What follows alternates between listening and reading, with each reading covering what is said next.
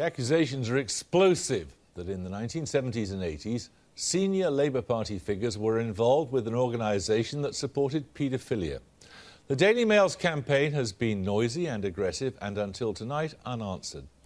The questions: how could the deputy leader of the Labour Party, her husband and another senior Labour figure have any dealings at any time with an organisation committed to the sexual exploitation of children?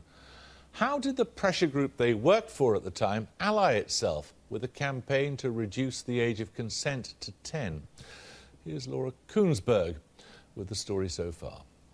Over recent days, the Daily Mail has splashed its front pages with allegations about the Labour deputy leader, her husband, Shadow Minister Jack Dromey, and the former Labour Health Secretary Patricia Hewitt. All three worked for the National Council for Civil Liberties in the 1970s and 80s.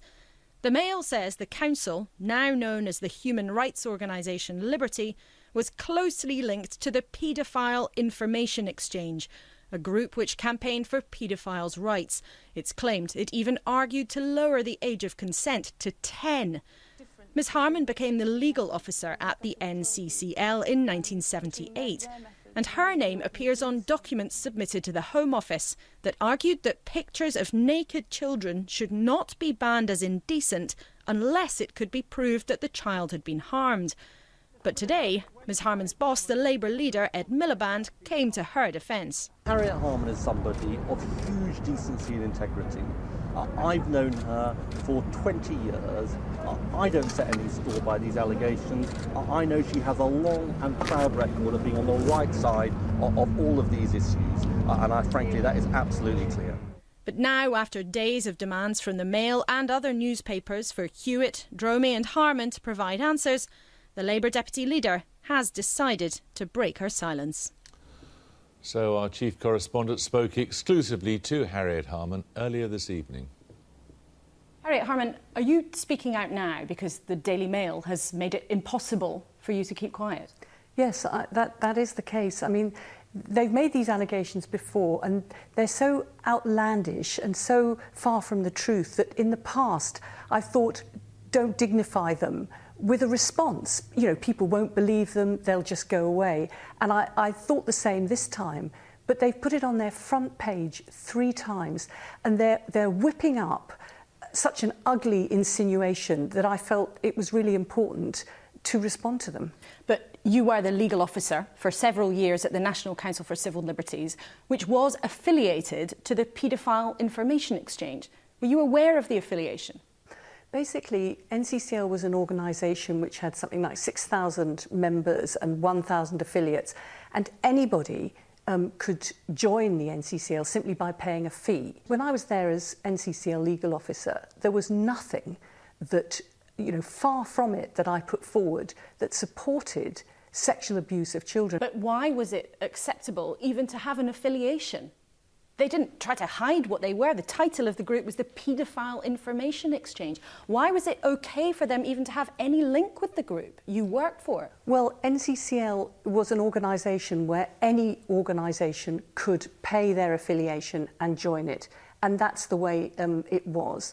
It didn't have an expulsions policy. Any individual who wanted to pay their money to join NCCL could, and any organisation could join and affiliate to it. An affiliation is an official link. And when you were the legal officer at the National Council for Civil Liberties, did you do anything to suggest that link should be broken? Did you do anything to try to push them away from your organisation? They'd already been pushed away. Well, they were still members till 1983. Well, they'd already been pushed away in 1976 and were not having, the policy was set by the broad membership of NCCL at their annual general meetings. But in terms of that affiliation, did you have anxiety about that at the time?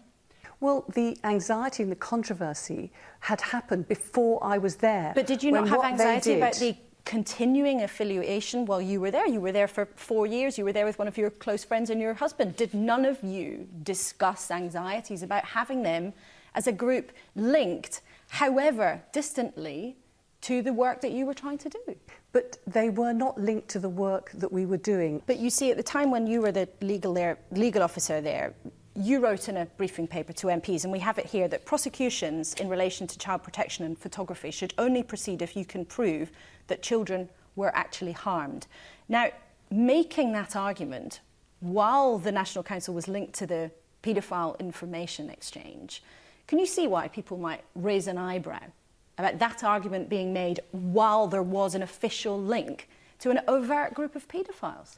But basically, if you look at that briefing paper, it actually welcomes the Protection of Children Bill, which for the first time was going to introduce a criminal law which said photography of children, which was going to be used for pornography, which was sexually abusive of children, was for the first time going to be a criminal offence. We also argued that we wanted it to have clear definitions. Was the affiliation between the two groups a mistake? There wasn't an affiliation between the two groups. You're making it sound as if there was somehow a mutuality. There wasn't. But technically, there was an affiliation. No. They paid their membership to the NCCL, and they were therefore part of the wider group. Was that a mistake? They paid their money to NCCL, and at the time, well, NCCL takes money from any organisation which was a lawful organisation and any individual. But was it a mistake to have that affiliation? Well, I think what was right was to actually dispel them from the conference and make sure that their views were never taken forward by NCCL, and that's what the big clash was. It's a very simple question. Yes or no, was it a mistake to allow an overt group who were publicly campaigning for paedophiles to be affiliated, which is the term they used, to the National Council for Civil Liberties when you were the legal officer?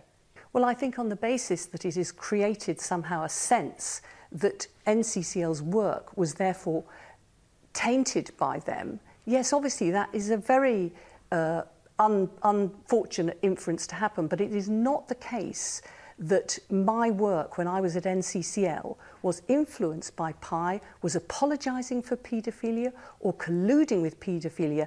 That is an unfair inference and it's a smear. Why won't you just say whether or not clearly it was a mistake for there to be any affiliation? You could have sent back their membership fees.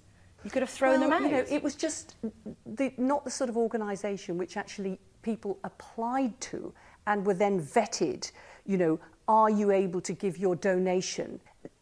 More than 1,000 organisations, you know, but this was a notorious group that you were well aware of. Why won't you, with the benefit of decades of hindsight, just say, yes, it was a mistake for there to be any connection at all? Because they were challenged and they were pushed aside from their views having any influence on NCCL. Your implication so it was okay for them to carry on having... Your implication is that somehow by giving them money, NCCL was influenced. It wasn't. You know, I don't even know how much they gave, possibly even £10 a year. I don't even know. But you the policy was set by the NCCL. You were happy for your employer at the time. You were happy that your employer for 4 years took membership money from a group that was overtly campaigning for the rights of paedophiles. That wasn't a mistake. That's what you're saying. Well, I was content with the fact, in the knowledge, that nothing that I did supported paedophilia in any way, shape or form. But you're happy for the National Council on Civil Liberties to have taken money from a paedophile group? That I wasn't a even mistake. happy that the group existed. You know, they shouldn't have existed. They were obviously, you know, a front for very bad people who I think many of them were then prosecuted. Is this the beginning of another big battle between the Labour Party and the Daily Mail? Your No. party leaders already had a huge battle with them. This is not a battle I'm seeking. This is the Daily Mail aggressively trying to completely reshape the facts of a situation 30 years ago. It is ironic that they're accusing me of supporting indecency in relation to children when they themselves are not above producing photographs of very young girls, titivating photographs in bikinis. So, you know, I stand by what I was doing at NCCL and I stand by what I've done all the way through. Are you accusing the Daily Mail of printing indecent images? Sounds very much like you are making that accusation. Well, I think if there's anybody who has over the years supported indecency, it is much more the Daily Mail than it is me, and that's the frank truth of it. Well, Laura joins us now. Has this explanation made things better or worse? Well, I think it's certainly not made the problem go away, not least because, as you heard there, time and again, we asked Harriet Harman whether it was a mistake to have this affiliation, however close or distant, with the paedophile information exchange, and she just refused to say it. And I think those people who've been following this story closely, not least the Daily Mail, frankly, will be really wound up by that.